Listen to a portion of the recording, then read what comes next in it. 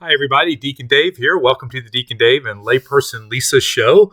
Well, as you can see, I am by myself. Lisa is off living the good life in Arizona, visiting her family. And so I am here to do podcasts by myself. So here we go with Psalm 104. Bless the Lord, my soul.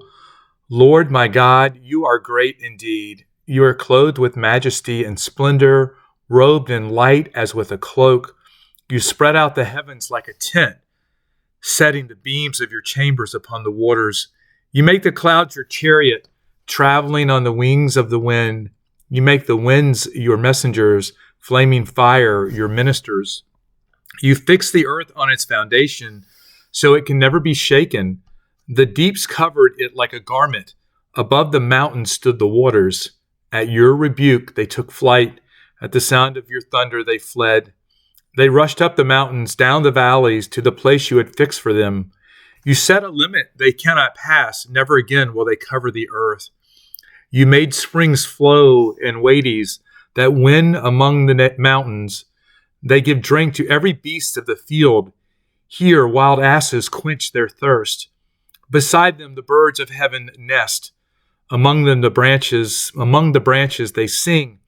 You water the mountains from your chambers. From the fruit of your labor, the earth abounds. You make the grass grow for the cattle and plants for people's work to bring forth food from the earth, wine to gladden their hearts, oil to make their faces shine, and bread to sustain the human heart. The trees of the Lord drink their fill, the cedars of Lebanon which you planted. There the birds build their nests, the stork and the junipers its home. The high mountains are for wild goats, the rocky cliffs a refuge for badgers. You made the moon to mark the seasons, the sun that knows the hour of its setting. You bring darkness and night falls. Then all the animals of the forest wander about. Young lions roar for prey. They seek their food from God. When the sun rises, they steal away and settle down in their dens. People go out to their work, to their labor till evening falls. How varied are your works, Lord! In wisdom you have made them all. The earth is full of your creatures. There is the sea, great and wide. It teems with countless beings, living things both large and small. Their ships ply their course, and Leviathan, whom you formed to play with. All of these look to you to give them food in due time. When you give it to them, they gather. When you open your hand, they are all well filled. When you hide your face, they panic. Take away their breath, they perish and return to the dust. Send forth your spirit, they are created, and you renew the face of the earth.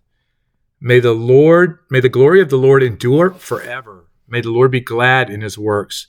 Who looks at the earth and it trembles, touches the mountains and they smoke. I will sing to the Lord all my life. I will sing praise to my God while I live. May my meditation be pleasing to him. I will rejoice in the Lord. May sinners vanish from the earth and the wicked be no more. Bless the Lord, my soul. Alleluia. Well, that was a pretty long psalm reading. And one of the things that I wanted to talk about that jumped out to me is, may my meditation be pleasing to him. And I think we're doing this podcast right now, Silence in a Year, based on the book by Cardinal Sarah. And meditation time, that time that we spend away with the Lord in quiet, without our cell phone, without any distractions, just us and the Lord, is so very important.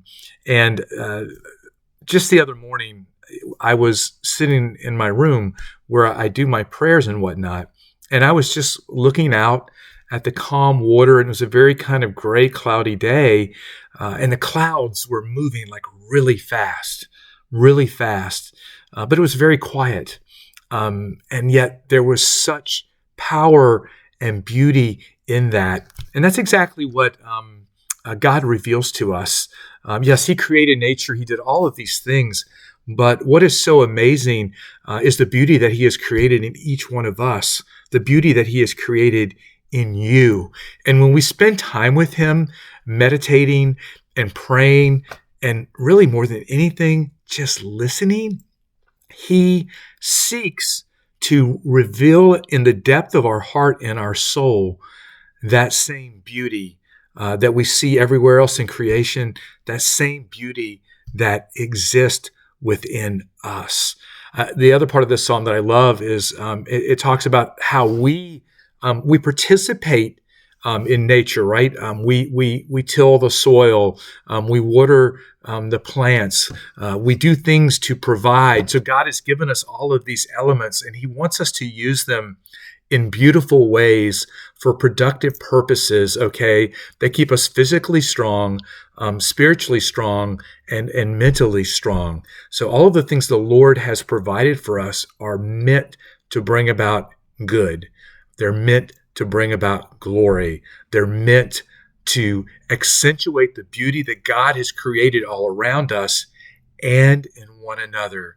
So as you next time you enter into prayer, which will hopefully be tonight or tomorrow morning, ask the Lord, Lord, how beautiful am I? How do you see me? I think the answer will be quite revealing. I'm Deacon Dave. Layperson Lisa, she's not here. I'm Deacon Dave. We'll see you next time. Bye.